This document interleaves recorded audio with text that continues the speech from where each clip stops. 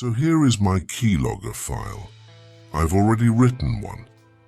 I'm going to teach you each and every part, so don't worry. But first, let me show you how it works. So imagine you're inside a system and now you want to set up this Keylogger. What you can do is run this file using Python and we're good to go. Now whatever the victim types wherever in his system, it'll reach a separate channel in the Discord server. Okay, so I've opened the Keylogger file with my sublime text editor and I'm going to break it down for you. Alright, so if you'd carefully look at the first two lines of the file, we've imported two modules. First is the keyboard module, which is going to capture the keystrokes, and second is the requests module, which will help us send the data to our Discord webhook. These two modules need to be installed on your system. I'm going to show you how you can install them using pip in a moment. But first, if you look at the fourth line of the script, you'll see a variable named webhook. We need to add our Discord webhook URL here. I'm going to show you how to get one in a moment. Next, I've made a variable named buffer, which is going to store our keystrokes before we send them to the Discord channel. After this, we start our send function, which will send our keystrokes to the Discord channel. This has a variable named payload, which defines content as the key for the data we're going to send via post request. In the next line, we finally use our request module to send the data using the post method to the webhook. The next function is where we capture keystrokes. I've given it the name log, I don't know why, but I did. In the next line, I told it to make the buffer variable global, and after that, we start our conditional statements. So this conditional statement tells the program that if the user presses enter on the keyboard, send all the data to the webhook. We also define a few more things, but it will only send the data when the user presses enter on the keyboard. At the end, we've got two lines. The first line captures the keystrokes and the last line waits for the user to enter the data. So these were the codes for a simple keylogger in Python. I'm not going to provide you with the code because it will lure skids and they can misuse it. But if you're a serious learner, you can check out my guide through the link in the description. I've put all the code along with the installation method over there. Anyway, now let's see how we can get a Discord webhook. To get a Discord webhook, it's important for you to have a Discord account first. Once you've got a Discord account, what you can do is create a new private server, just like the one I created here. You'll see a general channel in the text channels of your server. You can create more channels, but for now, we're going to use this default one. Click on the gear icon, then click on integrations. Now click on webhooks. I've already created one, but you can click on new webhook and then you can copy the webhook URL. But don't share your webhook URL with anyone. I'm going to show you in a while why you shouldn't do that. Okay, so once you've got your webhook, come back to your Python file and paste your webhook right at this place between double quotes, as I mentioned before. This variable stores our webhook.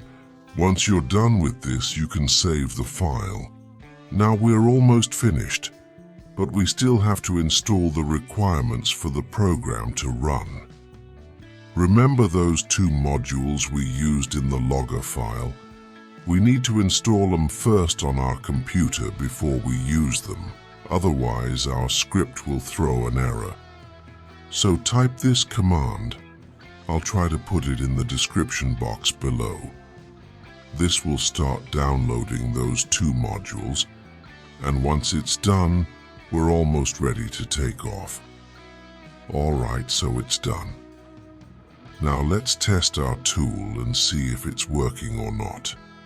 Type sudo, then Python 3, obviously, because it's a Python file, and then the file name. It will ask you for your password, and once you enter it, our keylogger is running live. The keyboard module we used in the file requires root permission because it captures keystrokes from every application running on your operating system, not just the terminal. So, sudo is required.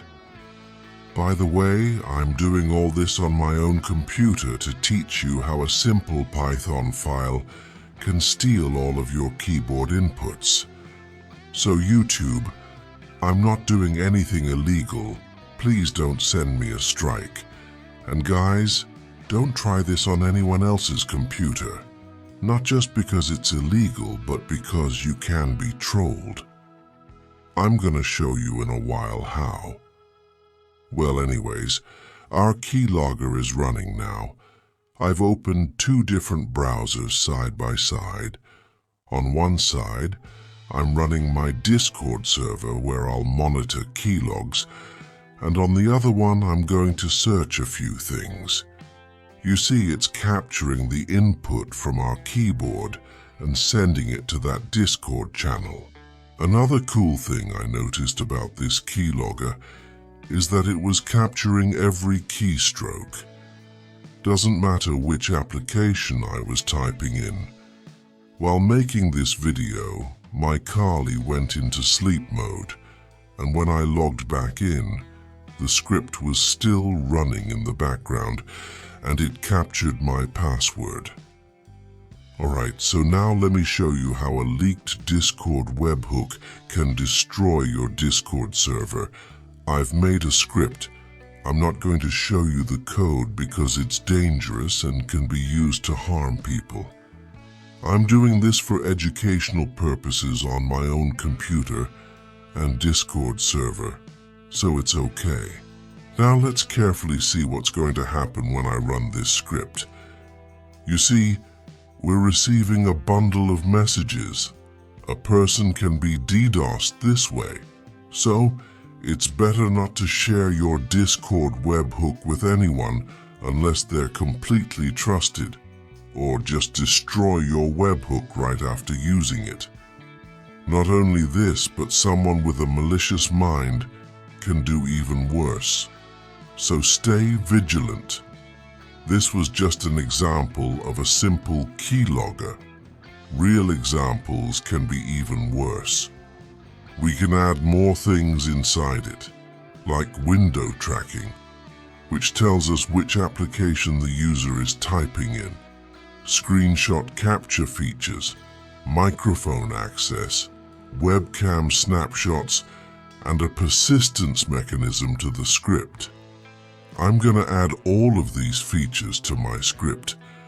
Also, if you guys have any more ideas on how we can make this thing more advanced, let me know in the comments section. Right now, this script works only on Linux.